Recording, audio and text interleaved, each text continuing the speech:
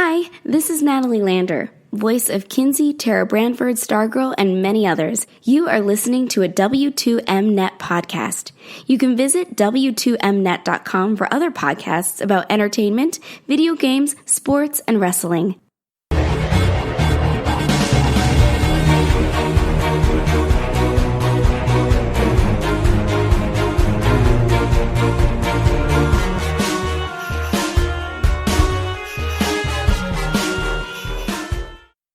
You are listening to Video Games to the Max.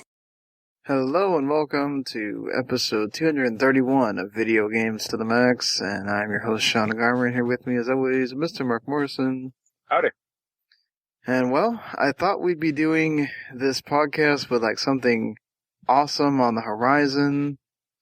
Once the PS5 event was announced by Sony, but understandably, with everything that is going on right now, this is way beyond the COVID-19 pandemic now. This is with the George Floyd situation and that sad thing, and just everything that has erupted after that, which is also understandable. And I myself stand with everyone protesting. That's certainly something that needs to be done with everything that's going on. It just feels weird to talk about video games right now. At least for me. I don't know about you, Mark, but that's sort of why we didn't do a show on the weekend. It just felt really weird there's riots in the streets and other things happening, and we're here talking about something that really doesn't matter in the grand scheme of things. I don't know, here in Miami, stuff's happening, down in the downtown areas. I think we had a pawn shop that had 31 guns get taken out of it. I don't feel like it's gotten really, really crazy here like it has in other places. I know, Detroit has had... We've had, a few, just protests, but nothing, violent or, no more than usual in Detroit, let's say. Yeah. I mean, it feels weird I'm half Latino, but I've never really, I would say, the only times I ever felt marginalized is when I was in my dark period where I had been having to shoplift for food because I had nothing and everything else, and I was being followed around in a store because of that. But I've been, obviously, very light-skinned, so never had issues that I've had to see other friends go through, or just, all the things we've seen throughout the years. And, my dad did go through, he lived in the era of the civil rights movement in the 60s. And he's from, our family is from Arkansas, where they had to get the president to send the military to desegregate the school because they didn't want to, which is ridiculous in itself, but that's how that state was at the time. I don't know, how do you feel about everything going on here? It's valid, but nothing, let's be honest, I don't think a ton is going to change because our society is not built that way. I hope that all of this stuff is leading to someone taking some kind of how do we change things. I did see that apparently in Minneapolis, the Minneapolis schools have voted to no longer do any business with Minnesota State Police. That's on a local level, obviously. I saw reports of it today that I think there was one of those corner stores that they were trying. You had African American people helping stop looters from looting the corner store, and they were being held up against the wall, arrested. And this is while this is all going on, with every camera, every eye is on you about what you're doing.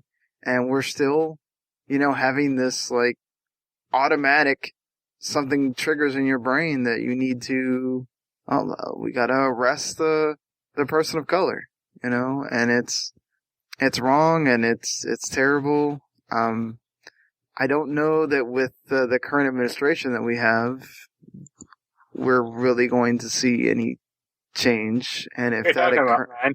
He said he's a friend of the blacks. I mean, he's also out here sending the military against his own people, so. He also has a long and detailed history of racism himself. Yeah. Along with his dad, so. And other terrible things. That's why I say nothing's going to change. Or, if we do change, it'll be such small steps that it won't matter. I mean, the thing is, I'm also worried that I know that we should vote the other way. At least, I mean, perhaps we can do this with voting the Senate the other way. But I really feel like Biden's not a very strong candidate, and that this is going to be like John Kerry in 2004. You're going to wind up having one people vote the devil than the guy I don't know if you really want him in there or not. And yeah, the difference is, at least for all of Bush's faults, he at least attempted to occasionally do the right thing. Not objectively see what the right thing is and backpedal at every turn. Yeah, or threaten to do things, never do them, or ends up doing them, and then when it turns out that stuff gets blamed on him, he decides that he's not going to do it. Yep. I don't want to make this a political thing. It's just, like I said, it's not, I don't feel like it's absolutely ridiculous for this podcast to exist while this stuff is going on at the time of night that it's happening there's more protests happening, and I don't know if there's other, if things have gotten, I don't have the TV on here for me to know if there's more protests getting rowdy at this hour like they have been while we have curfews in so many states at this point. Yeah. Because of that, and I feel like, we might be seeing the late 60s repeating themselves at this point. Will we get the radical change that we got then? I don't know. I really hope we don't have to wait another 4 years for someone else to get in, for something to change. I mean, the thing is, the problem is, it's like, you can make all the laws you want, but it will have to be a systemic change from police departments everywhere, there's gonna have to be a lot of changes. And all of that takes time. Yep. So I just hope that we see positive things happen from this that make it to where we don't continue to have these events happen. George Floyd did not have to die for some idiot that, couldn't understand when somebody says, I can't breathe. You kind of got to let them up. And then, if you feel like somebody should be going to jail for a $20 counterfeit bill, which is weird to hear that apparently the store owner says that if he was the person that was in there that day, he wouldn't have called the police. The reason the police got called is because you had another clerk that kind of didn't, either he was new or, didn't really understand what to do in that situation. But again, again, this is all on Derek Chauvin. It's not on the guy that called the police, because again, his choice in that what happened is the absolute reason why all this is happening. Had he, not had his leg pinned against his throat for almost 9 minutes, and then the subsequent homicide that happened wouldn't have happened. Maybe we're having this, but at least we're not having to experience the loss and the terrible having to watch his wife and child stand in front of a podium and have her cry over this man that shouldn't have needed to die. It's just, like I said, it's something that at least I felt that we couldn't just come on here and have a regular show and not acknowledge it. I am talking to Eric, who, is part of the site, about coming on and talking, and I'm also talking to a few other people about seeing if we can get them to come on to discuss things related to the movement here, because it's, I don't feel like that's, obviously we're not trying to be silent about it. Again, stand with the protesting, stand with making changes, but, we're also, we're not black. So, I feel like we can denounce all we want, but we're not having to go through that struggle. And I absolutely, every time I'm seeing something on the news, I'm having to sit here. It's weird because I'm having to sit here and take calls from the people that are having their places looted and screaming about how they need somebody to come board up their store right now because the stores around them are getting broken into and whatever, and they don't want this to keep happening. And it's like, you feel for those people, and also you don't need to be doing crimes to get your point across. But I'm also in that weird feeling of like, this is how you get people's attention that would otherwise just be like, they're protesting. Okay, whatever. And they'd move on with their day. And I think those people know who they are. It's a lot of people that probably support our administration there. And, I just, the only bad thing about this also is that, probably going to see a lot of the, COVID cases start rising in all these cities where this is happening. Yeah, Jens was yelling about that a few days ago. Yeah. And if there's any good news, I guess Steve King got defeated in his primary. That's good. Yeah, but it's, people should go get tested if you want. I think, I just saw a thing about a Clemson football player that tested positive after he went to one of the protests. There probably is going to be a lot of people that have that situation. So, yeah, my state finally lifted up its stay-at-home order. That'll be good. After everybody protested with guns. Yeah. Well, the nice thing is, we talked about this last time, but like, your state doesn't have bottle returns and mine does. So like, they've been piling up in my room and car. So I can't wait to get rid of them. Yeah. Well, and also, like I said at the start,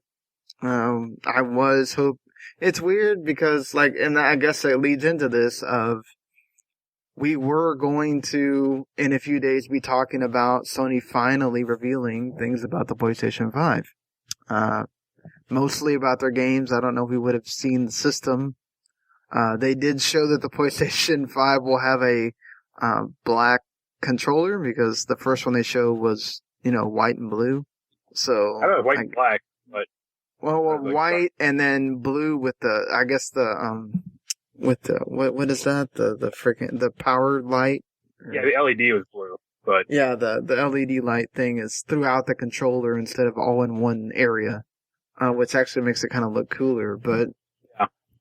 Yeah, so it was weird, yesterday when it came down that Sony had decided to delay, the event, which was met with either people saying that they did the right thing, and they're doing it by saying that, stand back and allow more important voices to be heard. Obviously, Sony is a Japanese company, but they understand what's going on, but they have a large presence in California where a lot of these protests are going, and some of them have, become big deals there.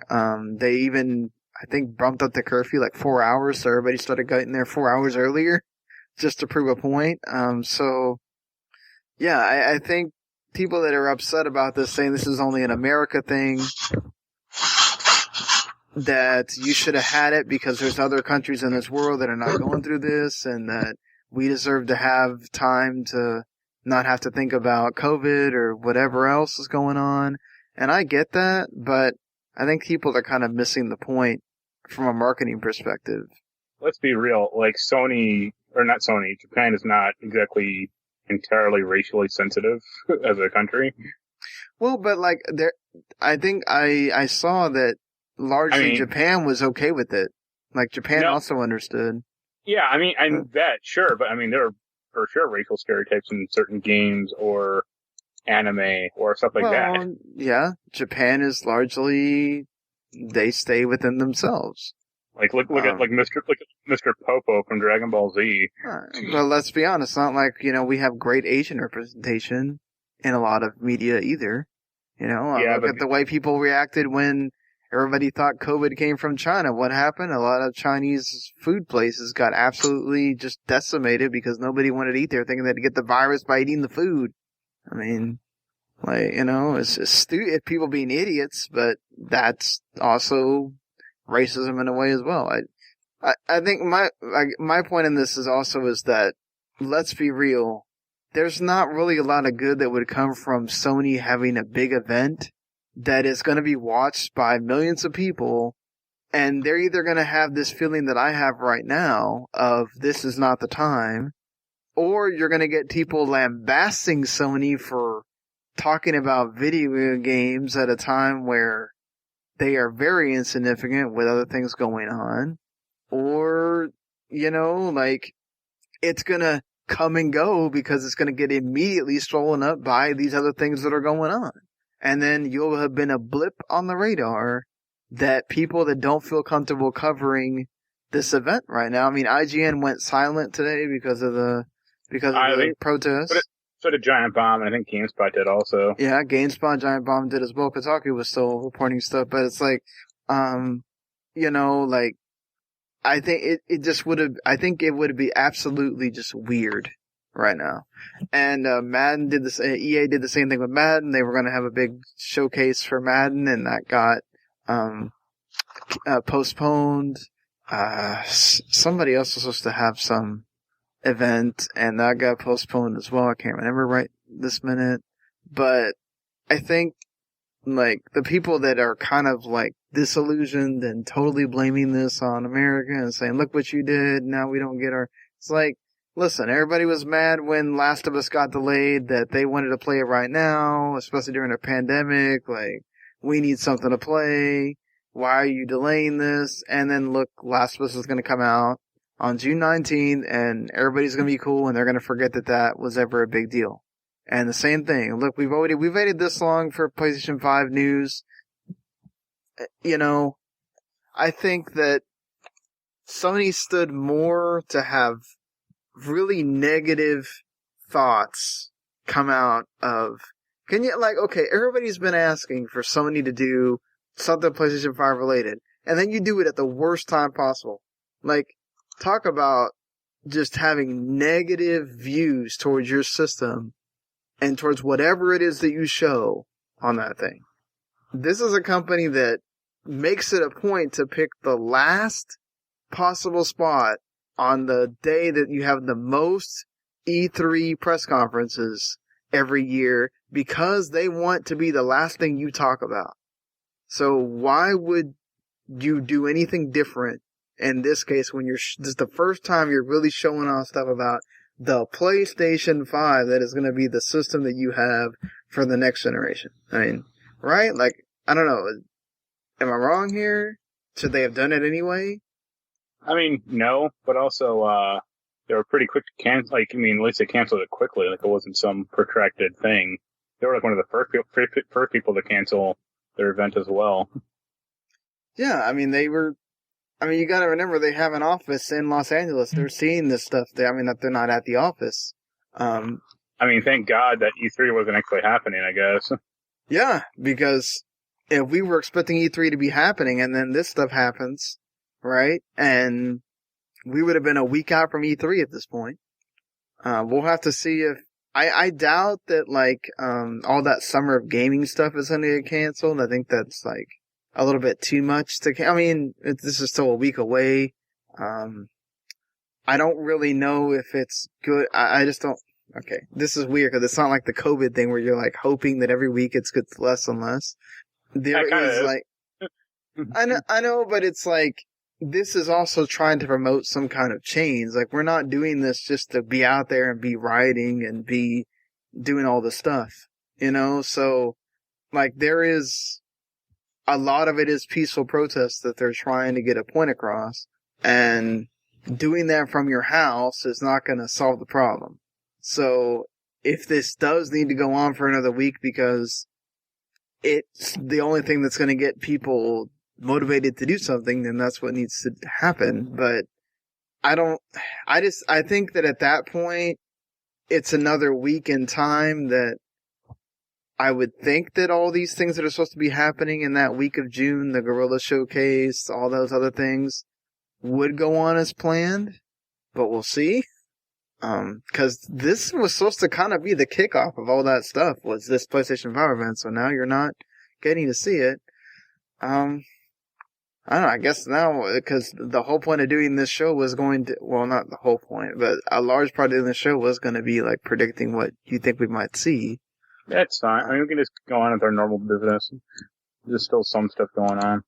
Yeah, well, no, I mean, like, do you think for sure we're getting Horizon Zero Dawn 2, or? Yeah, because that studio hasn't been doing shit fast. I mean, they've been pretty dark for the past 2 or 3 years, so, I mean, they're not just sitting on their thumbs. I mean, they're obviously doing something. And that would be a pretty good, like a launch game. I mean, arguably, if that was like a launch day exclusive, or, you know, came out the first day, it's probably one of the best launch games I can think of in recent memory. Yeah, it's right up there with Breath of the Wild and Halo and, you know. Rise. That game that was okay. I mean, it was fine. Perfect Dark Zero. Yeah, not so much. Actually, I mean, that's not a good game, but I have a fondness for that one. It is very, like, of its era, let's say that. Yeah, that's true. It is of its era. I think there's rumors of, there was a big rumor for a while of a Naughty Dog could he work on a Jack and Daxter collection. Didn't they do one of those already? They did, but like, or no, a new Jack and Daxter or something, but they'd be sending it to another like Blue Point. Blue Point was doing something, and that the idea was that it was Jack and Daxter. And, I mean, I don't know about you, I'd much prefer a Ratchet and Clank too. Yeah, but I feel like, well, yeah, I mean, Insomniac's probably working on the next Spider-Man at this point, so I don't know that they would have time to do a Ratchet and Clank. Oh, that's right. I forgot Insomniac did that. I get those confused. Yeah, and Sucker Punch is doing Ghost, so they couldn't do another Sly. Or Infamous for that matter. Yeah, or Infamous for that. Yeah, exactly. I mean, of like the three main franchises, I'd say Jack and Daxter is like the least, but also they don't make those games anymore. So if they made one essentially for the console generation, I guess it'd be fine. Right. I mean, well, like people loved the Crash remaster. Yeah, but I mean, I think if they made another Crash game, like let's just say Activision is like, hey, we're making more Crash, they'd be like, no. Like, I think that game got a lot of not popularity, but a lot of nostalgia feelings for it. But like those later era Crash games didn't do well at all. Oh yeah, no, they didn't. I mean, I'm surprised that they actually like went forward and did the whole remaster for Crash Team Racing and all that. They should do a Jack X Combat Racing HD version. Yeah. I mean, that's the thing, though, is like a lot of their big studios are just now releasing a game, right? Or they just released a game. Or they, you know, it hasn't been that long since God of War came out. Yeah. You know, it hasn't been that long since Spider-Man came out. So, did they immediately go to work? I mean, Sony Ben just came out with Days Gone. So, all of their mega studios, something that they released was fairly recent. So, it's going to be interesting. They're almost in like a Microsoft situation where a lot of their studios they just acquired are still very much working on things. It's possible Hellblade 2 comes out with the system, but I don't think so. I mean, I think a lot of those games that you just mentioned, like the God of War or Spider-Man, they can be more easily made as sequels than some of the crap Microsoft picked up. Like, they're not going to make a We Happy Few 2. Yeah, a lot of that is to have, like, new IP, I think, really. Yeah. I mean, I guess In Exile could make more Bards games or something. And, you know, we are seeing Wasteland 3. But, right. You know. I mean, I think Microsoft is still kind of, like, they will have exclusives, like, day one, but I honestly don't think Halo's going to make it. Because that game seems like perpetually... I don't think that they're going to release that system without Halo Infinite. Well, that game seems to be, pardon the pun, infinitely in trouble. Like, they just have... It's gone, like, so dark that it's, like, kind of frightening in a way. It's like, what? Well, they're waiting till... They said July. You're going to see Halo and the other games that those studios are working on. Like, but also the response that, like, Halo 5 got and the Master Chief Collection got, and, you know... Like, Halo's luster this console generation cycle is really faded. Their luster really since Bungie's not been involved is not been the same. Well, I mean, Halo... the same for Coalition. Halo 4 did okay, didn't it? Yeah, it did okay, but I feel like that was sort of taking a lot of what you'd already seen with it. Like, Halo 5 was their first, we're really going to make it ours. And they kind of screwed that up. We're going to do the same things that fucked up Halo 2. Introduce a protagonist no one likes and end it on a real I don't know. cliffhanger. I like Halo 2's storyline more, like actually getting to see the point of the Arbiter and all that stuff. Like, that was interesting for that time. Like, they were actively trying to get rid of Master Chief with Locke, and people just said, oh no, you're not taking Master Chief away. So... Microsoft got egg on its face for that. You know, I made the comparison, I think, last time of the whole, you know, Toriyama wanted Gohan to be the next iteration, and everybody was like, nope, we can't get rid of Goku, so that's not happening. And, you know, we have what we have right now. But then they punked out Gohan so hard that he's basically a joke character. Well, yeah, especially now that you, like, made him I mean, it's fine. Like, I don't think that that's bad either. He didn't have to necessarily follow his father's path and just totally be about training and whatever. He could go study and things like that. But it definitely does feel like Goten got he's more of his dad than Gohan is, I guess. Yeah. But yeah, like, so if you're going through this, even things like the London studio just came out with Blood and Truth. Last year, I mean, like, man, they are really going through a lot of the same things that, unless they have multiple studios at that studio that were, okay, you're working on the PS5 thing while we're finishing up this thing, and we are not going to know at all what any of these studios, I mean, Dreams just came out for Media Molecule after all that time that everybody waited for that.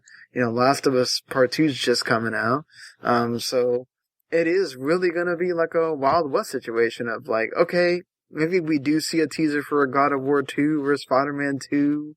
And definitely, I think Horizon Zero Dawn 2 will be the biggest thing there. But I think we certainly are going to be seeing a lot more of kind of like what we saw at the Inside Xbox of like things we don't know about. And that's going to be interesting in of itself. I mean, I think like, let's say Spider-Man or God of War, I mean, I think they could really crank out a sequel to those in like 2 years. Mm-hmm. And then that would give them time to make a more, like a better, like a more improved sequel in the next 3 to 4. Right, but wouldn't your, like, I guess Microsoft didn't do that necessarily, but wouldn't it behoove you to sort of show what's going to be available at the, like, around launch time? Oh yeah, I mean, that's what they'll right do. Now, but I mean, like, and then you could at least test, show test footage or show a teaser of like, hey, God of War, their Norse game. You know, it'd be funny if they made God of War Valhalla as well, or Spider-Man 2, Electric Boogaloo or something like that. Like, they could at least show some test footage or some teaser trailer, or they could show a comparison of like, hey, that's a Spider-Man 1 running on the PS5. Here's Spider-Man 2. It's still very, very early in development, but hey, there's a million more polygons on screen or whatever, you know? Yeah, definitely. I think that's probably a lot of what we're gonna get, and then, obviously surprises that we don't expect. Is it, I wonder if we'll see anything crazy like a, Final Fantasy 16 reveal or something totally okay, wow. It'll be the Final Fantasy 8 remake. I really hope not. It's we're Squall will look better. The Squall Renoa dancing scene will just be the mini game from Final Fantasy 7. Yeah. Did you see? I mean, this is a while ago, a few weeks ago. Did you see that footage of Gears of War 3 on a PS3? Yeah. That was nuts. I couldn't believe that. I was like, wow, really? I like that they just did it as an experiment, or just to see if it would run too. Yeah. That'll be the big surprise. You got Gears of War 3 in the PS5. Here you go. I do wonder if we'll get it sometime in June, or if they delay it even further now. Or I think it depends on how died down it'll get. Yeah, definitely. But I think they'll want to do it as soon as possible to drum up interest, because that thing's supposed to be launching in 5 months. I mean, oh no, certainly. Yeah, I think it won't take long for some, a lot of talk to turn back around towards, okay, it's been long enough. Sony, where is it? Where's what you were going to show? Yeah. So I don't think it'll take long, but I wouldn't be surprised at all if they now wait till whenever Microsoft wanted to do their thing in July and just a week prior go, bam, here we go. And, yeah, I mean, because we do have other big things having, Ubisoft's having their thing in July. I think they only do that if they are incredibly secure on what they want to do. And you still get the feeling that they are hesitant about price. Yeah. If they said... Well, I mean, Microsoft's definitely not telling you the price in July, though. Well, if Sony just said, hey, here's the PS5, here's the console, it'll be $500, one SKU, take it or leave it, full, if not full, then mostly backward compatibility, all the features that people want, I think Microsoft would, be really scared or really screwed in a sense. I don't think that they would necessarily be screwed. I think hasn't there been a report going around that Phil Spencer said there is only one SKU for now? Yeah. There is no Series S coming out, at least for launch. But I think if that thing is, that thing is more powerful or has mostly better parts than the PS5. Right. But if that thing is over $600 or more, they're done. Almost from the start. Well, I definitely think Microsoft knows that, and I think with Game Pass and all that other stuff, they can afford to release it at less. I think they can definitely afford to release it at $600. I can definitely think they could release it at $550. I don't know how much they're really having to do it at a loss if they do it at $500, but I could see them doing it. Well, isn't the Xbox one of their biggest losses or biggest? Yeah, I mean, Microsoft. Yeah, they're not. It is they don't even talk about sales for the Xbox One. They have it for years. They were trying to sell the Xbox division years ago because it was such a a wash for the company. So it's they could. They could sell it at a loss, even at a significant loss. But I just don't see them. I don't see that happening because just of how not in trouble Microsoft is per se, but they're not doing great at the moment. No, they're not. They're not. Until they release Windows 11. No. They're definitely not. And especially with, they gave Windows 10 as a free upgrade for a lot of people. So, they didn't make money on it. See, the difference is between, Sony and Microsoft is, Sony, or the PS5, the PlayStation brand, is, a profitable arm when it comes to Sony. It's one of their most major arms. Yeah. Because their TVs are not selling that they used to. Their other thing, their Vios or... Yeah, their computers suck, TV suck, their film division isn't great. Et cetera, et cetera. If the PlayStation just suddenly went away, Sony would be in a lot of trouble. If the Xbox went away from Microsoft, they'd be glad. They'd be all right, cool. Like, we don't gotta make the sick shit anymore. Like, peace. Well, I mean, I think there's a lot. I mean, remember Bill Gates is a big fan of the Xbox brand. Like, I don't think that it's like, they'll be glad. He ain't there. Like, he's not running the company. Like, no, he's not. He's not, but I'm saying. I mean, if he was still there, we'd be up to Fusion Frenzy 14. Well, I mean, but like, I think this is way different than like, Microsoft is not the same as like Google, who I think sometimes wonders if they just absolutely just botched it, and I wonder how much longer they're really going to pull this with Stadia, where until they finally just go, oh, you know what? Screw it, we're done with this. 7 more months, and then that'll be it. Like, I wonder if all it takes is for one of their games to come out that they spent all this time working on and it bombs. Yeah. I'm not saying that I want that to happen. It could be one of the greatest games ever. I'm saying if that were to happen, which I think there's already going to be some kind of weird. I don't think this is going to get some kind of low reception like the Apple Arcade kind of is. I think almost anything that comes out on Stadia exclusively just gets this negative vibe towards it at this point right now. Well, you can see that, like, I guess, like, whatever Take-Two, or Take-Two president, like, they're like, Google over-delivered. And it's like, yeah, no shit. Like, that's what Google always does. Like, that was obvious from that entire press conference that was a lot of fluff. Yeah. You know? Yeah, I just, like, Microsoft's not that same way, and Phil Spencer really, it is very obvious that he cares a lot about what happens with Xbox, and the people that are working there really have the best foot forward at this point. If there is a company that could take a big loss and match whatever Sony decides to do, even if, I don't think they'll go as low as, like, say Sony did do the 450. I don't think they would go that far. I think they'd still do 500, which wouldn't kill them. Because I still think at this point, like, Microsoft has pretty much made it clear that they don't really care whether you buy the Xbox Series X at launch or not. By pretty much telling you their games are not going to be Series X exclusive until like 2 years from now. So, you know. By that metric, why make a console? If they're focused on having, you know, this Game Pass thing, hell, put in a PlayStation console and call it a day. No, because they do want to. Then why they're buying those studios because they want. Well, at the end of the day, like it's just what Sega did essentially. They got out of the console market, and Sonic showed up on a Nintendo.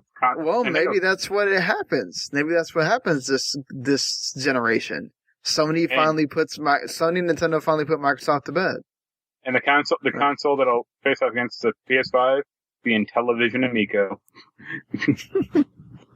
Yeah, I mean, I don't think it'll happen, because Sega was a game company. You know, like, we're not talking about multi... I mean, you say that, but, well, Sega also has had a bunch of other crap also. I know, but how much more money, like, let's say, for example, that the Xbox Series X launch is bad, or, you know, is overpriced, or people just don't want it. I think the only way is if for some reason the Series X has, like, another Red Ring of Death thing. I think, like, I just don't think that price is going to be that big an issue. They're going to match... I think price will be an incredibly big issue this console cycle. Well, it's going to be a big issue. I don't think Sony's going to be able to drop the price that much either. I think they're both coming out of... I think if Sony says 500, Xbox might feel comfortable doing 500, 550. And people are going to know that you're going to have to pay some money for these consoles because of all the stuff that they're going to be doing. Yeah. I just, you know... But getting back to it, whenever Sony does show off the PlayStation 5 event, it will be one of the biggest things talked about because people are waiting for this. I forget who said it, but I think one of the Sony reps was like, yeah, when we have our event, we're actually going to show gameplay, unlike the Microsoft thing. That's a good move. That is a good move. You should be doing that. I honestly don't think there's like a working PlayStation 5, like a retail version right now, but they could show off some dev console or like development unit, or just, you know, hide it and say, here's a PS5. I mean, they've done that before, like with older consoles, and say, here's actual gameplay footage. Like that Microsoft trailer for the event was just like here are trailers, but they're not gameplay indicative at all. So this doesn't matter. Yeah, like this is what we expect things to look like when yeah, they get on the I think that was the Series Assassin's X. Creed one. It's like, we expect it to look like this. It's like, I didn't even expect it. This game's due out in 5 months. Like, it damn well better look like this. Like, well, I mean, it's also coming to current consoles, so like, you know. Oh, sure. But I mean, like, if they're showing that like it's supposed to be the most powerful version aside from the PC, you don't want to have like a Watchdog situation where it's like the game comes out and it's like dramatically looking worse. It's like, what? I mean, that's the thing that is a big problem for Microsoft right now, is that like you have committed.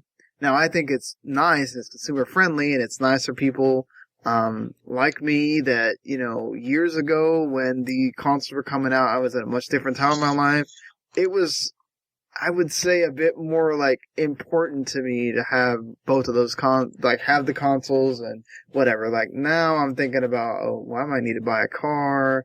I might be looking at having to get in you know, other things that are not gaming consoles. And so like saying that you have a few years before you really need to buy this other console to play these games exclusively is nice. It is nice for those people. For people like me. It is nice for people that don't rush out and buy every new thing that comes out. And especially in this time that we're in, that people are without jobs and people are sitting here still waiting on stimulus checks and everything else.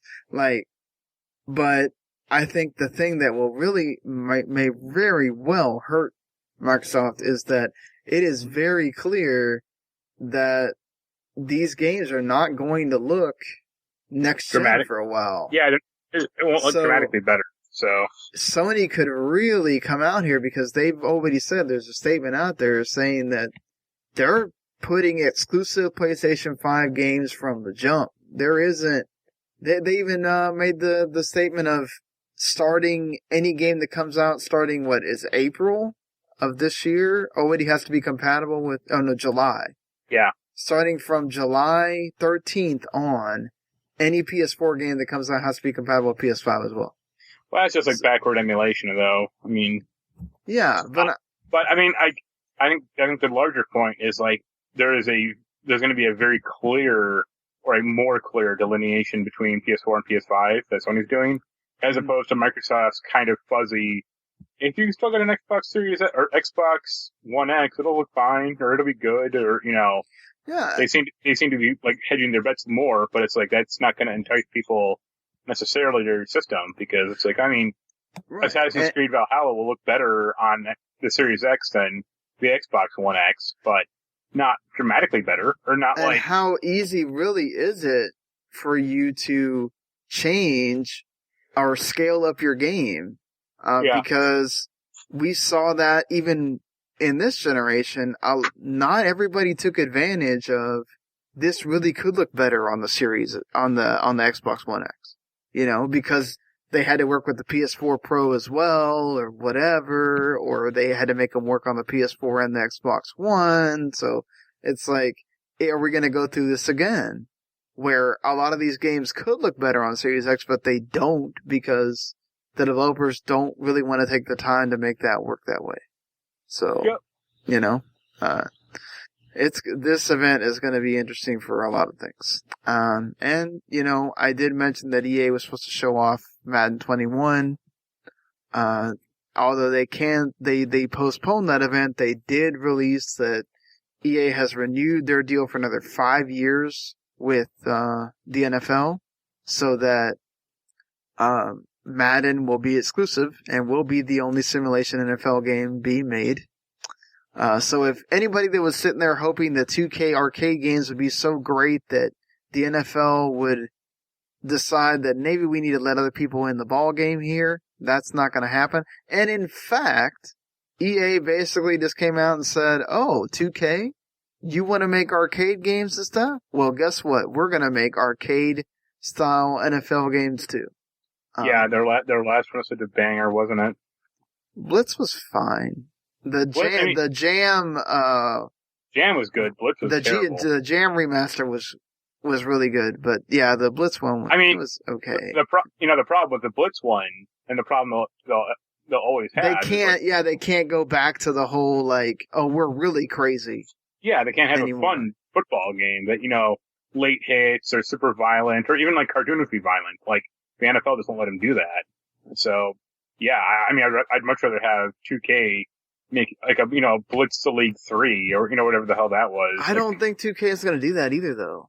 No, I know they won't. I think 2K is going to do we're going to do it a little bit, but we're not going to, I think we're going to, I'd like to see them bring NFL Street back as well, but we'll see. I love those games. The last one they made wasn't that good, but the first two I liked a lot. So we'll see how that goes. But yeah, EA, EA owns it, unfortunately, but make a Mutant League Football too. Well, they did make the Mutant League Football. But that was terrible. It was okay. It was fine. Like I reviewed that, I think Daniel actually did the review, but that game was okay. Yeah. It wasn't a banger or nothing, but yeah, it wasn't Mutant League Football either. Also, because game movies have been doing well thanks to the Sonic movie, we kind of already sort of knew this was happening, so it's not a total surprise, but it's officially been, announced that Sonic the Hedgehog is getting a second movie, which presumably will star Tails as well. Paramount and Sega Sammy are confirmed that this is happening, along with the original director and writer coming back. Nothing on the cast yet, though. I think James Morrison is a fine actor, but he's kind of boring in the role. Intentionally, I guess, but yeah. I would say Vince Schwartz is going to come back, I'm sure. And then, obviously get Jim Carrey back, because that was, his best role in 25 years. Some more money, though, I'm sure, but... Yeah, but that movie did really well, so, they'll be probably happy to pay him. Have Tails, or it'd be interesting if they had, Knuckles be the bad guy, he finds robotic and they team up or something. So, basically, do the Sonic 3 storyline, essentially. Well, we go from that to, I guess let's get with the good news first, then we'll get with the bad news, for Sega and Sonic.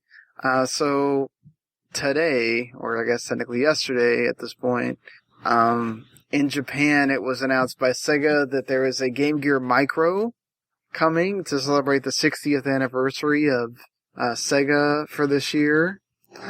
And that thing fits in your hand, in the palm of your hand. It is smaller than a Game Boy Micro. How big is a Game Boy Micro? I forgot. That was tiny. That was already small. That was pretty much palm sized, or phones keep getting bigger. I don't know. I don't really know that there's a lot of people clamoring for things to get smaller at this point. They could make a game. They should have made. Yeah, it's a Game Gear Micro. It'll probably have 20 to 30 games on it. They should slim down the Game Gear itself. Put a rechargeable battery in it, put an LCD screen, and call it a day. But making something this small it looks like a toy, or looks essentially cartoon. It looks like it should be one of those Tiger Electronics things instead of Yeah, I sent the picture to Jens, and he was like, I'm very skeptical of this thing being fun to play. And my response was, I know it'll be garbage to play, just like the Game Boy Micro was. It's I don't want to squint to see. It's so funny. In a world where phones are coming out now with 6-inch screens, and TVs are just getting bigger and bigger and bigger. The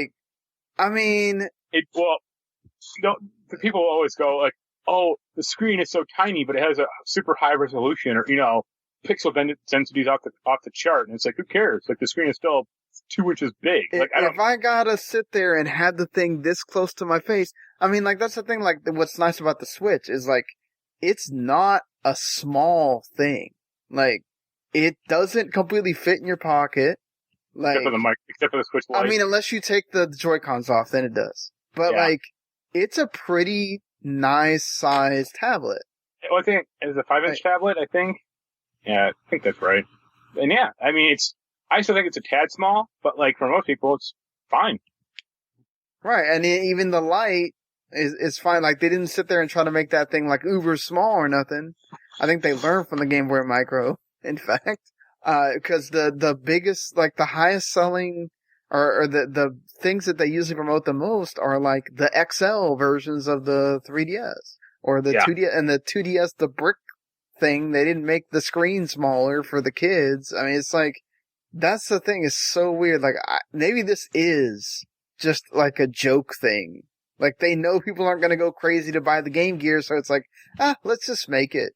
Like, I don't know. Maybe this is a Japan thing, and not necessarily an everybody else thing. Like, well, it's only supposed to be $45, I think, at least in Japan. That's pretty cheap. $45 for a tiny screen Game Gear? Also, I mean, not to put too fine a point on it, I don't know if you ever had a Game Gear as a kid. There weren't that many good games for that Game Gear. Well, no, I never had a Game Gear, but like, I knew people that did, and all I remember was that the batteries lasted like an hour. Yeah, I had a Game Gear, and that's about what it lasted. They had some good, like, Sonic games on there. I remember that, and like... Yeah, Sonic was good. They made a decent Power Rangers game at the time. I mean, they won't get that, obviously. I think Gunstar Heroes came out in Japan. That was a decent port of that game. Mm-hmm. But that's about it. I mean, there weren't like a ton. It wasn't like the Game Gear was blowing the Game Boy out of the water or anything. Like, yeah, I think people also got to remember too, like, this is an 8-bit system. So, like, don't expect anything nuts. Yeah, like, I agree with you. Like, Gunstar Heroes was fine. Well, Sonic. That never came out in America, unfortunately, but I think I played it on an emulator. And it's, it's an interesting port of the game. It's crippled, or it's not great in some ways, but yeah. What they should do, the Game Gear had a TV tuner at the time when it came out for like, a big antenna looking thing you could plug in. They should put in like a digital TV tuner into that thing. I mean, but did it really have like a lot of original games? Because it feels like everything I'm seeing about it is a bunch of ports. Not at all. Like, they had made like a few Sonic games and like a Tails game and like some Sonic drifting game, but 99% of the games were ports of Genesis games that were scaled down, or like Mega or Master System games, because it was the same hardware. So yeah, I mean, if they did a Game Boy Micro, pardon the pun, if they did a Game Boy Micro, like, this type of thing, like a micro console, the Game Boy would have a lot more unique games to it, or like new games, or like, Kirby or Pokemon, or like the Mario games, stuff like that. Well, I mean, I definitely think that at this point, if they did like a Game Boy, it would be like a Game Boy Color. Yeah, but like, it's classic or whatever. I just don't think that the Game Gear had enough unique stuff for it necessarily to like really warrant this. Yeah, this definitely feels like, whereas Nintendo really wanted you to, this is the thing and you need to buy it and whatever, this almost feels like a gimmick. Yeah. Like a little, it's coming out, isn't it cute? Buy it if you want. I mean, if I'd buy the red one, that's about it. Yeah, it is coming out in different colors. And this is like, again, I will say, like, I'm still sort of interested in having the Genesis Classic, but like this thing just doesn't jump out at me at all. And it is coming in looks like an atomic blue, like in a blue, yellow, and red, and then the regular gray. Well, the red, actually, I don't know about the yellow one. The yellow one looks weird. It's like green buttons instead of... But the blue and the red did come out officially. Like, I had a blue Game Gear as a kid. Oh, okay. It wasn't quite that blue. Like, mine was like more of a... they made like a Game Gear SEGA Sports Edition that was like more darker blue. And they made a red one. It didn't come out in America, but it was Coca-Cola, sponsored, which is cool as hell. I always wanted that one. Yeah, I mean, I don't know how many people really have a nostalgia for the Game Gear, but... Yeah. Well, we were talking earlier, you were lamenting earlier, like, why not make a Dreamcast Classic or something? And it's like, it's too much. Like, Unless it's going to be like a retro Pi in every box, essentially, and then, just lock it down completely, just have a Dreamcast emulator. I mean, that's all you can really do. Yeah, I feel like you're going to have like a magnifying glass to play games on it while you're... There was something for the Game Boy I used to have as a kid called the Handy Boy. And it was this device you bolted onto a Game Boy, original Game Boy, that was like a magnifying glass, like larger speakers, a light, and like one or two other goofy looking things. And I was like, yeah, I look at this thing and go like, yeah, this could use that. Yeah. Look, hey, I'm not trying, if you're listening to this and you're a big Sega person and you love the Game Gear, and I'm not trying to like mess with your like love here or anything. Yeah. Yeah, you understand. It's just, I don't know. This does not feel like it's a concerted effort to, like the Genesis Mini felt like Sega really wanted you to go out here, buy this thing, whatever. This feels like something you just put out there and go, hey, it's getting made, go buy it. It looks like it should just be a Tamagotchi. Like, that's what this side of this thing is. It's like, it would be funny, because, I think At Games got fired for making the Sega Genesis Mini. It'd be funny if they were making this thing. Yeah. It's an official Sega thing, so, but yeah. I mean, it's doubtful it'll ever come out in America. I don't think it will, because the Game Gear just doesn't have that much nostalgia. If people want to get it, they can import it, and I'm sure it'll be fine, but... I think it'll come out, but, like, they're not gonna make a big... Like, they could easily have this be a thing that you can buy on the Sega store. Yeah. If you want to. Or, like, on online... Like, you can make it available on Amazon, and you don't necessarily have to do a whole lot to... What, you change the screen to English? I mean, it's like... well, you'd have to get all the US or PAL versions of the... No, I mean, yeah. there's just a ROM file. I mean, that's not hard. I think this is more of a test thing of like, okay, well, this catches on Japan. Let's see how many people really clamor for it. Yeah. Outside of there. I don't think I mentioned Yen's little accident, because, it happened like a few days ago, or at least almost a week ago. He bought a TurboGrafx 16 Classic. Oh, really? Pretty much to play Snatcher, the Kojima game. Uh-huh. Until I reminded him, or until I told him, that's only in Japanese. Oh, and dang. He was like, what? And I was like, yeah, check the game listing. Like, the thing has like 60 games on it, but only 24 are in English. The rest are in Japanese. And he was like, what? And then he checked it. He was like, God damn it. Oh, wow. Yep, that's why it pays to research before you buy completely. Sorry, Jens. Believe me, that thing will get cracked instantly open, and then you can put on the English version of Snatcher all you want. Yeah. What did that just come out or something? I think it just came out, they had supply issues because of COVID, but I think consoles are finally hitting America. Yeah. But, that's another thing where it's like, it has more cachet than the Game Gear, but, not a ton of people. If you ask 100 people, what's a TurboGrafx 16, they're like, what the hell is that? It's not like a Super Nintendo or Genesis, which had, It also doesn't scream video games either, like a TurboGrafx. That could be something else. That could be a computer thing. Yeah. It's also missing, Sound Debugger, which is my favorite TurboGrafx game, so fuck that thing. Well, more Sonic-related news here, because there's two news items here. Sonic Boom, the TV show, has been canceled, as Sega is now focusing on high-quality content. I guess now that the movie came out, they want to make sure they're not...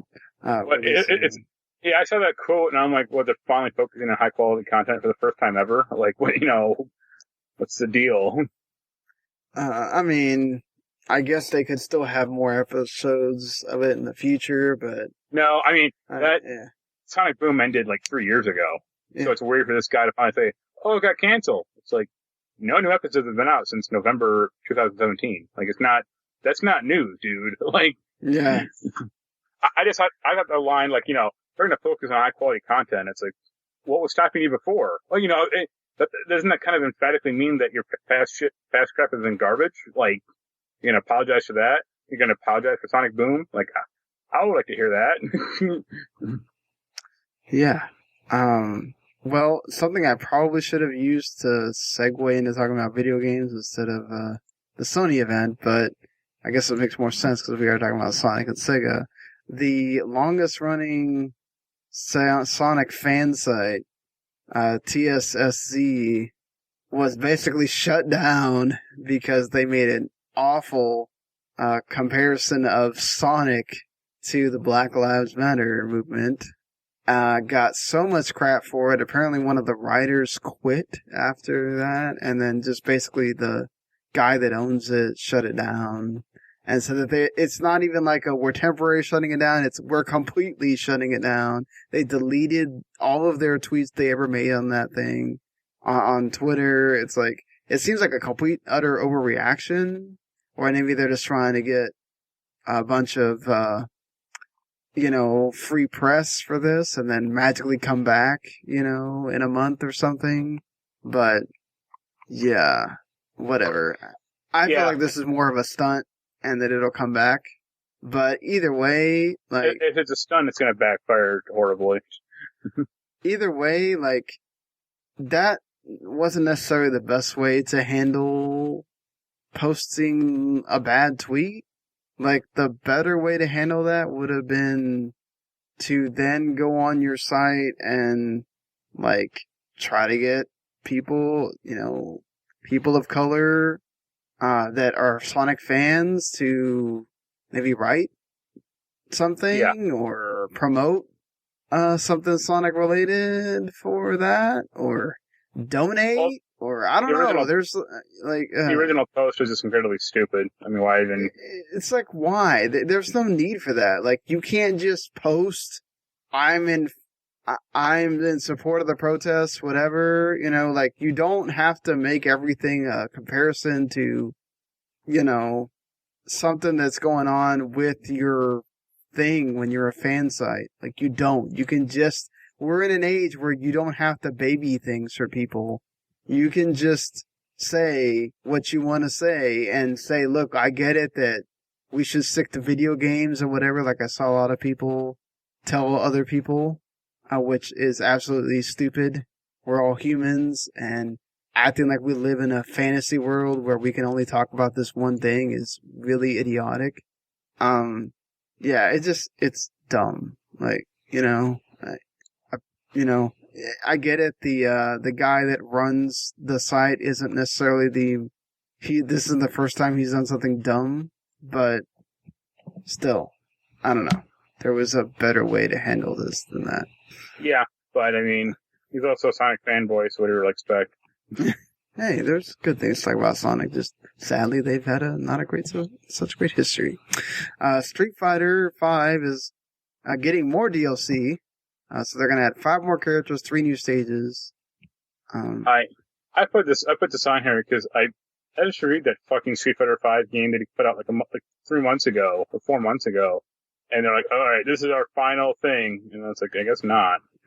Like Street Fighter, what do you expect? They do this all the time. Like, you release a billion different versions of whatever Street Fighter game, and then finally you come out with Street Fighter 6. I mean. Yeah, but like, I don't think Street Fighter 5 was a good enough game for that to, to warrant all this crap. I guess the fighting is fine, but it's just such an incredibly muddled experience that I ain't gonna play it, or I'm gonna buy it. Like, well, but I think a lot of people that already have it that are just gonna be buying this as DLC, that's not bad. I mean, that's good that they're still getting content years after.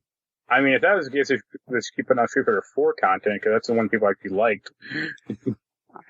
I don't think they would be putting out this if there wasn't enough people playing it still.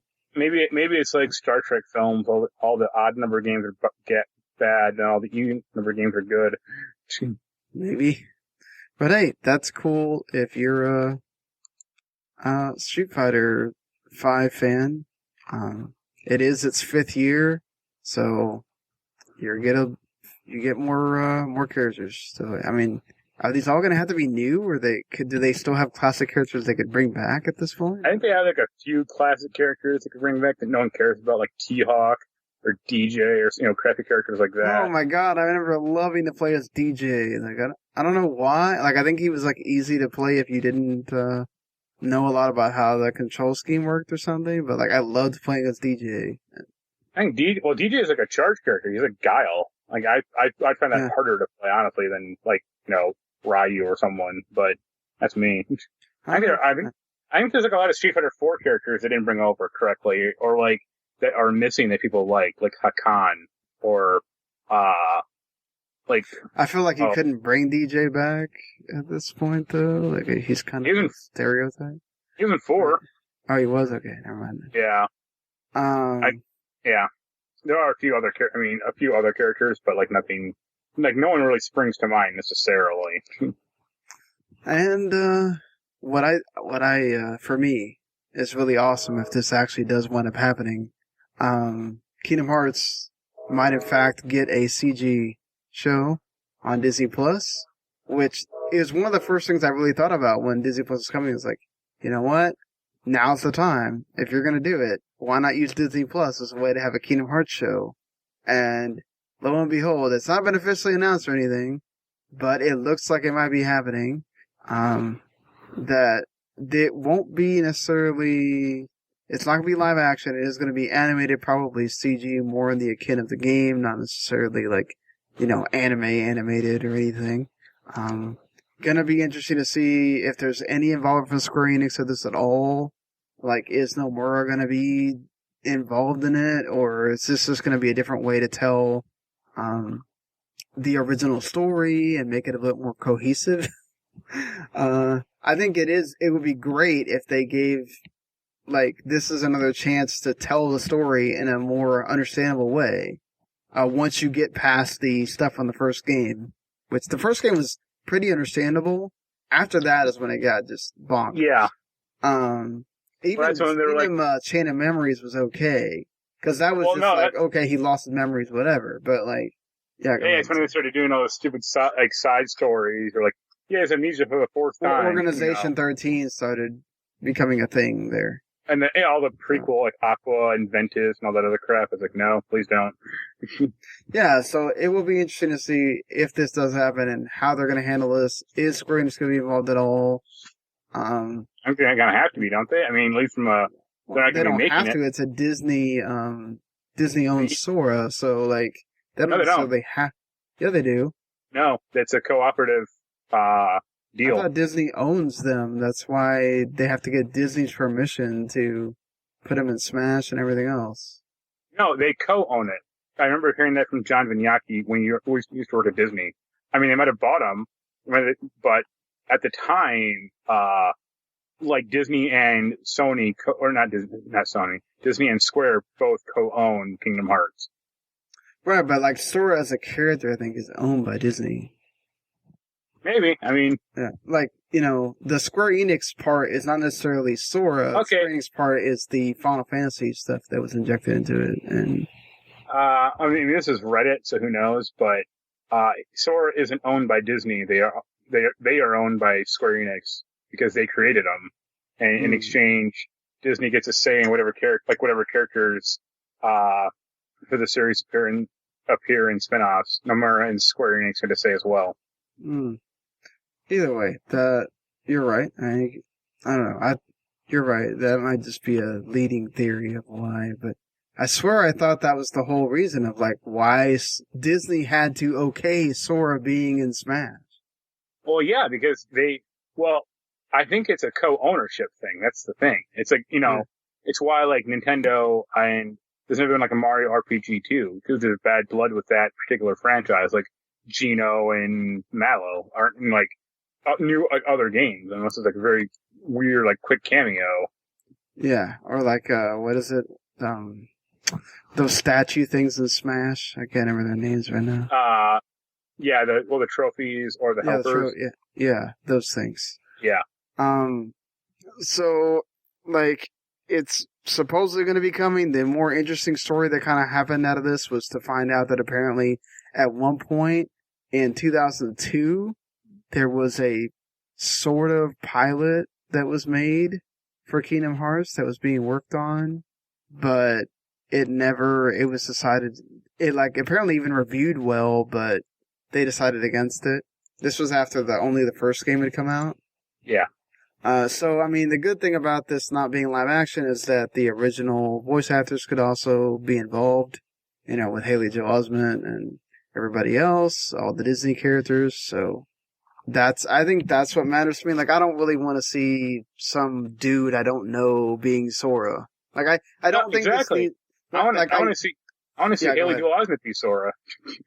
Well, that also, but I don't, like, that's the thing that really gets me about these, like, when they do these, like, live action, like, it's gonna be weird for me to watch the Cowboy Bebop or One Piece, like, Netflix things, because it's like, it's weird thinking about those characters that are only in anime as, now they're these actors that I know as them.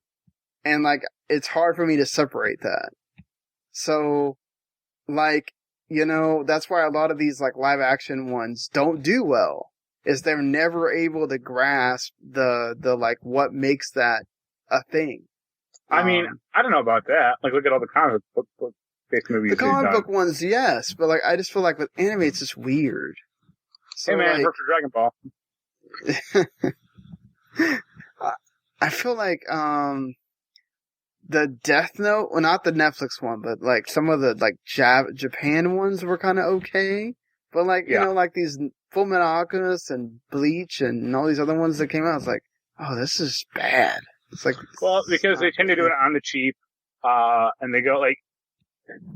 And, yeah, they just do it for, like, fan service, not actually... Like, I think, like, I actually have somewhat high hopes for, like, the Netflix Cowboy Bebop, because, like, everyone, like, actually understands that, like, it has to be modernized a little, and also they have a reverence for it, but not, like, there was an interview, I think, with several of the actors that talked about, like, they're really trying to do this the right way. Yeah. You know? And there've been a few, like, I think Phoenix Wright, they did a decent anime out of that, or a decent, like, adaptation of that. And, like, a few other things, I think. Yeah. I mean, it'll be... I also think that, like, with all the live action stuff you already have that's coming, like, having something that's a little bit different would also be nice for your streaming service. So, I mean, there was an old Disney cartoon. It wasn't maybe like 15 or 20 years old, where it's basically Kingdom Hearts without Sora. I mean, it was basically like Mickey Mouse venturing to, like, Disney worlds, or, like, he was, like, running a theater or something, like a drive-in. House and of Mouse? Yeah, that's it. I mean, that's kind of Kingdom Hearts and, like, the basic idea of Kingdom Hearts in a nutshell, like going to different Disney, or having, like, different Disney characters interacting with one another. So, I mean, it'll be like Sora, Donald, and Goofy go to, like, Tarzan world, you know, for, like, an episode or two, and then, or, you know, they go to Beauty and the Beast world, you know, stuff like that. Like, it's not going to be, and they'll have, like, some kind of, like, long, like, some serialization with, like, Organization 13 to the Heartless or something, but it's not going to be, like... Yeah, I think they have to, because, like, you kind of need a big bad. Yeah. And just having the big bads from the actual the movies, I don't know that works that well. Yeah, but I do think it, like, serves a great purpose of being able to retell the story in a way that you don't have to make it so far out there crazy. It's going to be absolutely nuts if they try to just tie this into the entire game series. I don't think Disney would totally be okay with that, because this is a way to get people to get into the series, but we'll see. I mean, I think the problem is Kingdom Hearts got way too convoluted. Like, it's not... The basic idea of kid with his Disney friends goes to visit Disney worlds isn't that complicated. They had to fuck it all up with all... Yeah, but they had to try to expand upon that when making a second and third game, and then it was like... Nomura got way too into his head, and... I mean, no, they didn't. It was fine. Like, I don't need some, like, super complicated story. You know, whatever bad guy in whatever world turns evil because you get infected. That's all you need. Like, what more do you, like, why does it have to be complicated? Why does it have to be, like... No, I didn't say it had to be complicated. I just said they had to, like, evolve it a little bit. They had to add the Organization 13 to do to add a little bit of a wrinkle, so it's not basically the same game with different worlds. I'm saying, well, it's two things. I'm saying I would rather have same game, different worlds, first of all. And second of all, because it's Organization 13, I mean, isn't there 13 characters in that thing? Like, none of them stood out to me, except for, like, well, none of them stood out to me except for the one dude with Kyrie, the redheaded dude, I think Axel. Because it's like, like, you have 13 of these guys running around. Like, they barely even named them in Kingdom Hearts 3. Like, Well, because they almost fully expect for you to know who they are.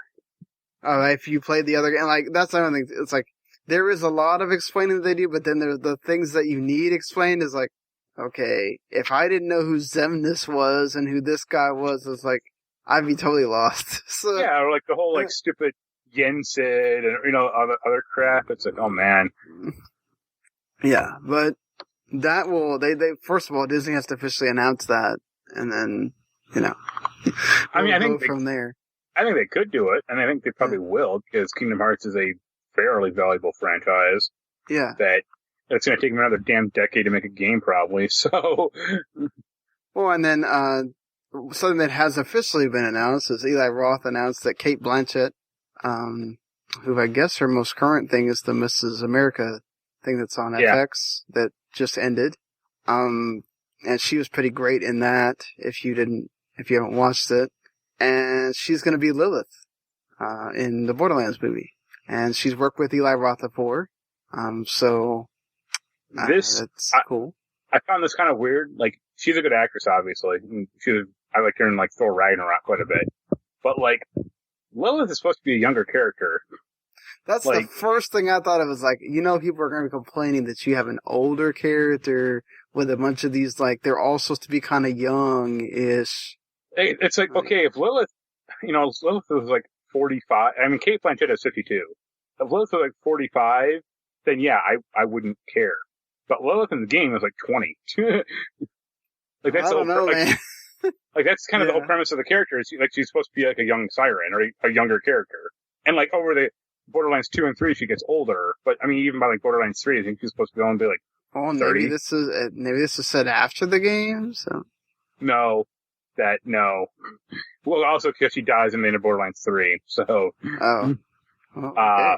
That's weird. I mean, if they want to skew older, that's fine, but I just find it's just kind of odd. Like, you know. Are we trying to do like a situation where like this is like the Red movies where you're trying to get all these old stars to be in one movie together or something? It'll be Bruce Willis, and then it'll be Samuel Jackson, and Helen Mirren will be the other female character. I don't know. I shouldn't hate it because it could be good. Cate Blanchett's a great actress. The problem is Eli Roth is not a good filmmaker, so that's kind of the sticking point for me. Yeah. I like some of his movies. I mean, I like him as an actor, but not as a filmmaker, let's say. This is kind of up his alley, though. He kind of just gets to do whatever. Like, it's like a slimy action, and you get to make weird ass jokes, and sure. I mean, it depends on the budget, like how much he has to make, how much it'll cost. Like, that's kind of the thing. Yeah, how much are they going to put into this cost wise? Because he makes fairly cheap movies. No offense to him, but I mean, like, he made like Death Wish, a few years ago, and that was like $50 million. Mm-hmm. Like, I have to imagine, and that didn't do too well, honestly. But you have to imagine, like, Borderlands it should cost at least $100 million. Yeah. I mean, it should essentially be like Mad Max, Fury Road. And I don't have faith in him to pull that off. But also, that movie, Fury Road, cost quite a bit of money to make. So, because they did everything, pretty much everything practically. So, well, we shall see. Yeah. Well, you should get George, whatever his name is, George Miller to do Borderlands. It's going to be very interesting who else gets cast. Other members of this, at least, of the team. Yeah. I mean, this kind of puts it out there that it could be like, are we going to have a few old people? Are we going to have a few older people and then a few younger people? What is this? Like, is she going to be the lone? Like, is she not going to be like part of the team in that way? Is it going to be more of her like being an advisor to different team members? Like, I mean, that's what she is in Borderlands 3. Yeah. Maybe they're going that route.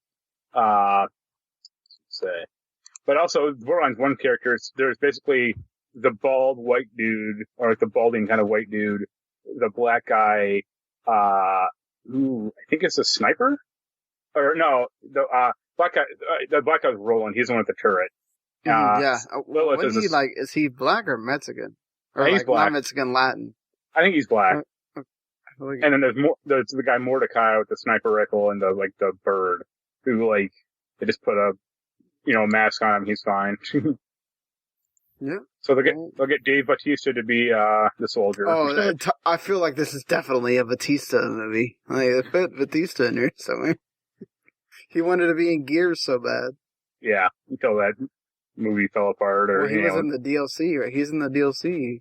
Yeah. Yeah. Along with Linda Hamilton as Sarah Connor. Yeah.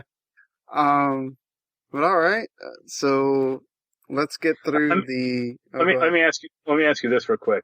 Let's just say this movie's successful, and they make a Borderlands 2. Who do you want to play? Who do you want them to play as Handsome Jack? Oh wow. Yeah, I can't think on the top of it. Like, I would have said Jim Carrey for the Sonic movie. I'm thinking two people. I'm thinking Brad Pitt. Mm-hmm. Or what was the other one? Like, can't think of his name. Chris Pratt. There you go. Oh, Chris Pratt would be awesome, but I could also see Chris Pratt like just being one of the characters or one of the team. Yeah.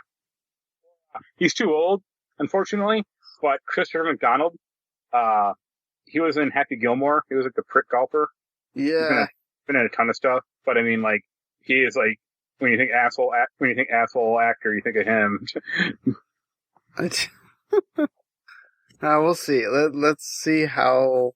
It's like the Cate Blanchett thing. Just kind of like, wow, okay, we definitely like we got a pretty big name here. Let's see what they do with it. They'll get Harrison Ford. That'd be nuts. Okay, that'd be really nuts. Okay, so I feel like this is sort of we're waiting till Friday as far as week goes for games. I mean, if you've been excited for Valorant to come, get out of beta, that's already out. You were probably playing some of that, yesterday.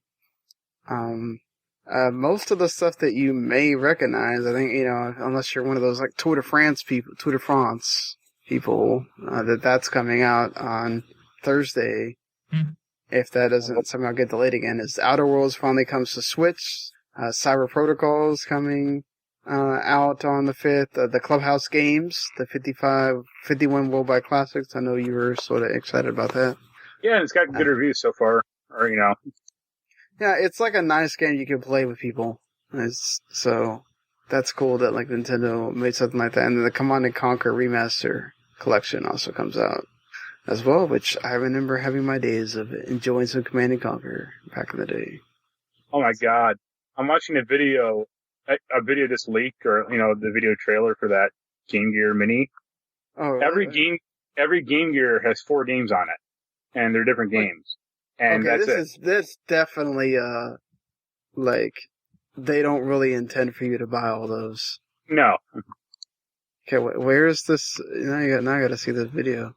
I'll link it on Facebook, but yeah, there's like the game, like the black version has like 4 games. The blue version has like Gunstar Heroes and some Sonic game and Sylvian Tale and something else. I mean, it's hard to parse out because I don't speak Japanese. I don't think you do either. But I mean, you can get the gist of it. And it's like, what? Like, I think the yellow one is like the RPG one because it has all the Shining Force games on it. And I don't know by the Pachinko one or the Mahjong. What? That makes no sense. Okay, so here we go. Okay, so man, I hate that, like, this is happening at the end, but hey, it's a live reaction. Come on, man. It's a live reaction. So here we go. Okay, so the black or gray Game Gear Micro has Outrun, Puyo Puyo Sue, Royal Stone, which I'm sure that has some other. Yeah, I don't know if that's the English version of that name. Sonic the Hedgehog is on the regular one. Royal Stone kind of looks Baku Animal, which is looks like Dr. Robotnik's Mean Bean Machine. It's like that or Dr. Mario or whatever. Sonic and Tails, Gunstar Heroes, and Sylvan Tale, which that's on the blue one, and then some other game I don't recognize. Don't know what it is. Not So Puyo, which is another Puyo. And then all three just Shining Force. Shining Force 1, 2, and then Final Conflict is the yellow one. And then the red one is Columns, Megami Tensei Gaiden, Last Bible, Megami Tensei Last Bible Special, and Gigi Shinobi, and then the Shinobi. Okay, this is definitely probably not. Oh, and it's coming with the SEGA big window thing? That's exactly that Handy Boy thing I was telling you about, man. What? Come on! Like, if you have to ship it with that's going to cost separate. Okay, so the big window micro is a miniature version of the big window accessory released for the original Game Gear that increased the size of the game screen. What? Like, oh wait, it's going to include a special bonus. Oh wait, it looks like a CRT. Okay, that's kind of cute. It looks like a CRT TV. What the?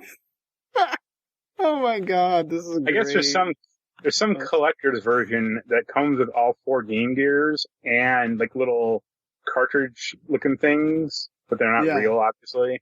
This is going to be a disaster. I can't wait for it. To like watch this video of the game. Okay, like, I mean it just looks so freaking tiny. Like, and maybe it is going to look so good in that little screen that, oh my god, like he's holding it with the index and thumb. Like, really? Okay. Also, all 4 of these things cost $200 from Japan, or to get them on the one set. Jesus, why on planet Earth? So it's like, I'm gonna. It was like, what if you lose one? I lost my yellow one. Now I'm, and I have to go buy it. Well, at least, like, I thought this thing might have like 20 games on it, but I didn't think it'd be all 20, 4 games per Game Gear, or Wow. This is definitely this is coming out of Japan and probably will not come here at all. Yeah. I'm sure some obsessed people will import it and then they'll get it and they'll go like, wait, this is dumb as shit. Those Shining Force games look so... Oh my gosh. You don't want to get the red one and play Last Bible, man? Come on. Well, I'm watching the trailer to see what it even is. First of all... Last Bible looks like a Shin Megami Tensei game. Well, that's what it is, a Megami Tensei, yeah. And like, it even has the demons or whatever. Yeah. Also. So, yeah, I mean, and the big window micro. I mean, that's an oxymoron if you ever heard and you can also buy it on Amazon Japan if you want. No, it should be called the micro big window. I mean, if you are really nostalgic for SEGA, there you go, man. If you're really nostalgic for SEGA, you need help. Oh, there's a lot of those people. Come on now. Yeah, I know. That's crazy. Like, that was my reaction. Like, why is this a thing? Yep. You're welcome. So, well, there you go. We had a live reaction on the podcast. Yeah, and I guess they all are USB powered, which makes, obviously. Okay, but well, yeah, I mean, if you're going to tell me we need batteries for that thing too, I'll be like, okay, yep.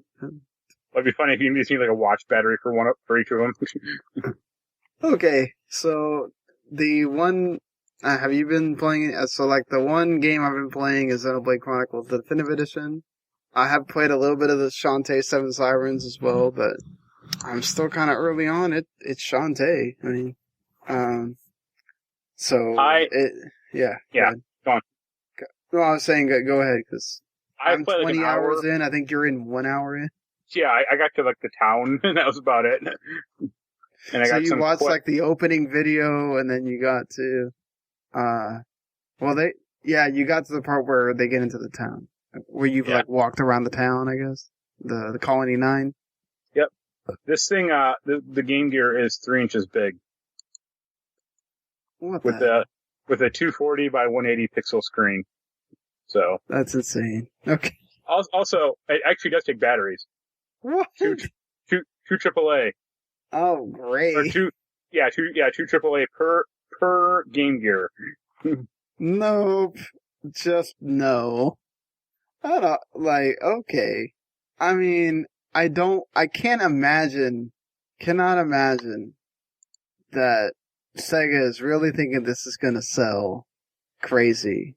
I mean, I guess if in Japan, like, this is much bigger or whatever. Like, I don't know. Yeah. But anyway, I saw the Affinity screen, and I was like, nope. I kind of just shut the game off. I'm like, this confuses me. I don't want any part of this. What, Xenoblade? Yeah. Well, you saw the what screen?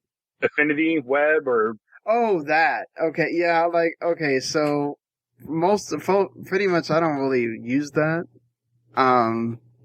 So, like, well, I mean, the Affinity thing, you really don't have to do, you can just talk to people. I don't really pay attention to whether they connect or whatever, and I also don't really care about the, I know apparently it does something, but, like... I think it's like, if you're getting good with people, they say, like, they will be able to trade higher-end gear with you or better stuff.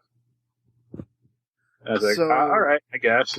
Yeah, like, yeah, I don't care about that. Like, and there's also, like, a really complicated, you can link moves and stuff, which that I never really paid much attention to either. I just did their skill trees, and, like, what's really important is the arts. Yeah. And making sure you level those out correctly, and, this, very much like Xenoblade 2, is a game where if you really want to get the most out of it, you kind of got to be looking at a guide a little bit. I mean, the nice thing is, which I wish Xenoblade 2 had, was Xenoblade 2 has a terrible, which they fixed a little bit, but it's not as nice as this, where there's actually like a little dotted line that shows you how to get to where you need to go to complete any of the side quests, which was not in the original version or the 3DS version. There's just an arrow, and you kind of have to follow it and know where the hell you're supposed to go, and that's why when I originally beat the game and on the 3DS, I didn't do a lot of the side quests where you went and found stuff. I just did the ones where you went and killed monsters. Because it was so annoying to try to find. You'd have to go and literally go through any one of those little blue, the little blue things that have the items that are out in the world. Yeah. You literally have to it's like a needle in a haystack.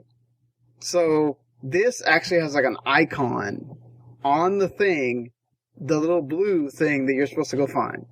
And it tells you because you can change the time in the game if you haven't played Xenoblade at all. You can change the time because there's some quests that only show up at night, some that only show up like in the, early morning, some that only show up during the day. So you can actually change the clock. And so if your thing is showing that the person's not available or whatever, it's a way to tell you, oh, change the clock. So, like, they really made this a much better game just by adding in those quality of life improvements. And then also the graphics just look a lot better. And now Shulk looks like the Shulk from Smash and less like, I don't know. He looks terrible in the See, I saw a video of the Wii version, and the guy made the comparison that, like, the old Wii version looked like Vagrant Story. And I'm like, yeah, it kind of does. And I was like, I kind of want that. Like, now it just looks like full-on anime, and it's like, I mean, it looks boring now, I think. I wish they would have... not that I wish, because I don't really have any... I definitely like the way that they look in this version a lot more than... And this is somebody that spent like 90 hours with the 3DS version. Like, I definitely remember how they look and all that stuff. It's just, they look a lot better. Obviously, it also makes it very well, you can tell when the monsters are definitely still in, they were not, rezzed up at all.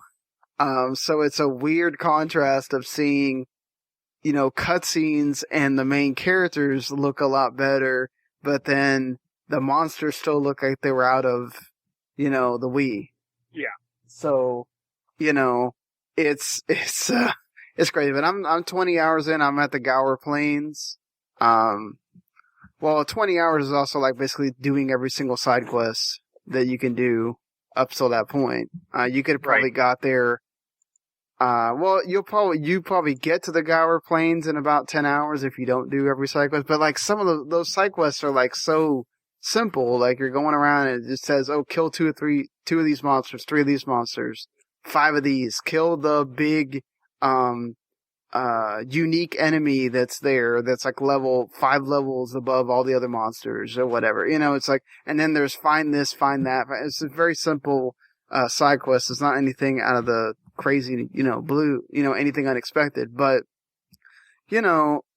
so you end up doing a lot of them. Also, it helps. You really do need to grind in this game, which, that's not for everybody, obviously, but you really do need to grind in this game because some of not just the monsters, but the bosses, because you have to build up AP to, level up the arts. And some of those arts are very, very important later on when you get to those, like, later boss battles. Like, you're going to be having to use some of those arts a lot. So, but what I love about the game, I think the most is, like, the story is just very well done. The characters I love the characters. The voice acting. I wasn't a huge fan of that. Yeah, I really enjoy the voice acting. It's just because which you can actually turn off. You couldn't turn it off in the other 2 versions.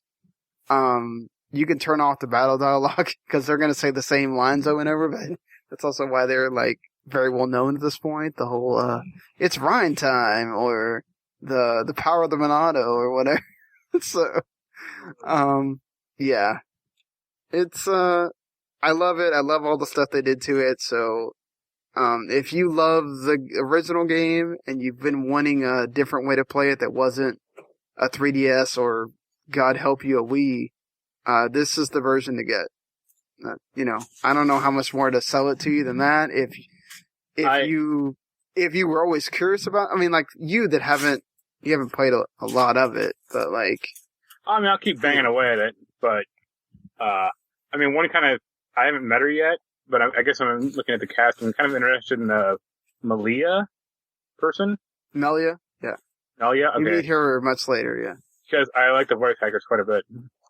Yeah, you meet her. She is also very important when you get to the Future Connected thing, which I like also that you can play that from the beginning. So if you play this game, you don't have to necessarily beat the entire game to, get to that stuff.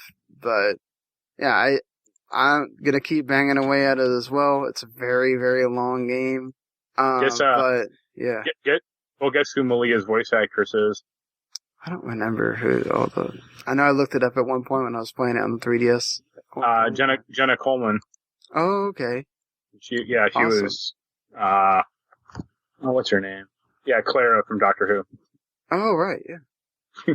Well, cause, that's the thing. This is also where the series gets they all have British actors. And yeah, Risen was like that too. I looked up Risen, I think it was like Risen 2, that's the big one I played, and it has like a ton of like weird, like, it's like, I don't recognize any of these people because they're all like British voice actors. Like, and I think, I think Ni no Kuni 1 is like that too. Yeah, Ni no Kuni as well, yeah.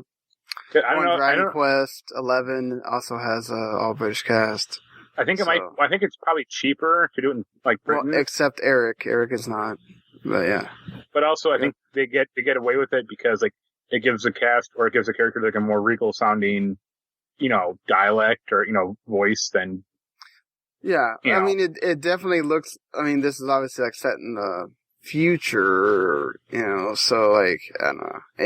It does definitely make it sound like it could be because it almost feels like it's supposed to be like a medieval future, I guess. Yeah. So, but yeah, I hopefully you'll, enjoy the game as you play it. I feel like for all the time that you have to spend battling in that game, the battle system it takes a little bit to get used to, but once you get it, it reminds me of a, Trials game. Or a Tales game, I should say, like Tales of Vesperia or Tales of Berseria. Yeah, because it's not quite as regimented or kind of weird. Well, yeah, and there's also the Final Fantasy 12 in there as well, where or like an MMO where they auto attack, but I do like the fact that like it's something I didn't understand when I originally played it because it took me I think until like about 50 or 60 hours in to understand very much like with Xenoblade 2 to understand all of the systems. Like, I didn't really understand what topple and all that stuff is. Like, so going into this now where I know that I need to break and topple. Yeah. It's so much easier for me to understand. Okay, oh, well, I also need to know, okay, I actually need to put Shulk behind the enemy so... Well, they explain that like the first minute when they're like, oh, get behind him, and then your backstep like, turn into like combo or whatever. I like the fact that it does matter. Like, you're not just pressing buttons, right? Yeah. Like, you moving him around where you are, and then it also gives you a little icon, which I don't think was in the original ones. Like, it gives you a little blue icon that tells you, oh, you're on the side. This is when you should use this attack. Bang. You know? So, like, it's these little quality of life things that really help make the game a little bit easier to understand. And the thing is, there's stuff that they kind of add on later also, that you don't get told until well into the game. So it's like, I just really enjoyed that for as long as you got to play that game to beat it, the combat system is very good. And then, you know, eventually they change up adding characters. There's parts where you don't necessarily play as Shulk, and it gets good there as well. So, like, you know, yeah, go ahead. I was gonna say it didn't remind me of battle system per se, but the start of the game, or like the kind of the feeling I get from the game is it reminds me of Rogue Galaxy. Yeah, there's some of that in there too. Oh, because Rogue Galaxy also has the British cast. Well, that, but also kind of like the weirdly like future path, or you know, sci-fi, but like not really. Like, aren't they like sailors or something, like pirates or? Well, they're like whatever, space pirates or something. Yeah. So I mean, yeah, it's a lot, but like, man, when I got out into the Gower Plains, I was like, holy crap! I forgot how big this is. Like that, the sense of scale for this game and how big it is for a game that came out on the Wii. And it also like shows you how much they, like, it's weird that you had all this right on the Wii and then Xenoblade 2 came out on the Switch and how much they had to like improve that game over time, to like patching it and stuff like that, because some of those systems were not done well initially, but they got it right with Xenoblade 1. So it's like, it's weird. But yeah, I hope a lot of people end up getting the game, end up enjoying it, because this is definitely the definitive version. It's earned its name for that. I mean, I didn't put it in the news, but I mean, I think like it smashed the UK press or UK like sales chart. Oh, it did. Okay, so yeah. I haven't really. All this stuff that's been going on, like video game news, has not been. Yeah, it took number 1 on the sales chart. Oh, for this week. Yeah. Oh, I mean, I didn't put it on here because it's all UK shit. So it's like, okay, I mean, who cares? But yeah, number 1 is Xenoblade, number 2, Animal Crossing, number 3, Call of Duty, you know, etc. Number 6. So double the. Well, of course, like comparing anything to like the end of the Wii, I think is kind of unfair because by the time this game came out, people were like done with the Wii. Yeah. One weird thing is that Days Gone was on the UK sales charts. Wow. People like Days Gone. Didn't it end up selling 1 million? I think it sold pretty well, but I mean, it's like, why is it like, it has like, it lists like re-entry from like last week. It goes like last week to this week. And Days Gone is re-entry, and so is Last of Us Remastered. And it's like, Last of Us makes sense because the new one's coming out. People want to catch up on it or haven't played it before. Not Days Gone. Yeah, but definitely, thank God they have made exploring. They actually make you want to explore. They make you want to do the side quests with just adding the little quality of life things with like where it tracks the quest for you and the little thing on the side there that tells you, okay, here's the story up to this point, and then you can switch through, and then there's your active quest.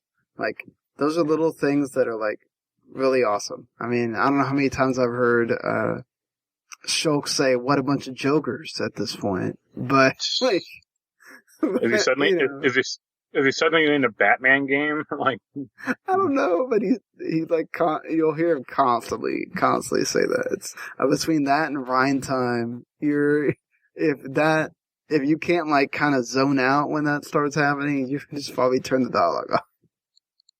Cause it's constant. So, but yeah, I don't know. It's the one game I've been enjoying. I'm excited to get through more of it, but yeah, I'm trying to. I'm not trying to like totally zoom through it. Yeah. I may not, since I already beat it before. I don't necessarily need to beat the game to review it, but yeah. Go ahead. Sorry. I was just gonna say I'm not reviewing it, so it'll take me forever to probably finish it, or if I even do, you know. I mean, I'll certainly play it because I mean it's like the last big game come out for a while, like, so I really got nothing else to do. Well, you're not gonna get. Well, I don't think you're getting Last of Us, but I mean, if I get it, or you get it for me. I mean, I'll play it or rent it or something, but I'm not like that and like Ghost of Tsushima and that's it. Yeah, until September with Cyberpunk. Yeah, which is 3 months away. I mean, that's... Yeah. Well, you know, you're sort of interested in the club. Hopefully that Clubhouse games thing sells well. Yeah. Yeah. But, yep. Yeah, and the thing is also that Nintendo doesn't really share their digital sales with anybody. So we don't really know how many, what Xenoblade Chronicles numbers actually really are, but yeah, we'll see. So, I don't know if we noted that you did say October, right, for the Game Gear Micro or whatever? Yeah, in Japan at least. Okay. All right, well, that's pretty much it, but I think you got to hear one of our first, like, live reaction to something. Yeah. On the podcast. What a winning idea, too. Yeah, not a, I mean, the next logical, like, mini console has to be N64, right? But I think if they make it, it's just going to be really costly. Yeah, that's true. Well, we'll see. I just don't think this thing is gonna... I definitely feel like Sega's just putting this out there with no feeling of this is gonna sell or not, or... If this thing was like $20 per Game Gear, maybe, you know, but not 50, essentially 50. Like, that's kind of nuts. Like, especially for like, you know, I don't know about you, half of these games I've never heard of before. I mean, they're all like Japanese, obviously, but like, you've heard of Sonic, or you've heard of Gunstar Heroes. Not a ton of people have heard of Last Bible, or whatever the hell that other RPG game was. I mean, it might be good. I mean, sure, maybe, but I don't have a clue. Right, yeah, exactly. But alright, I did not think it was any way we were going to be doing the podcast for this long with as little stuff as we had to talk about. Yeah. But, yeah, we somehow did, so hopefully enjoyed it. If you did, you can hit subscribe so that anytime we do a show, it's there for you. Sadly, again, there won't be a PlayStation 5 event in a few days, but again, more important things happening, and we'll be back on our regular day for this week on Saturday morning, and until then, we'll see you later, everybody. Later.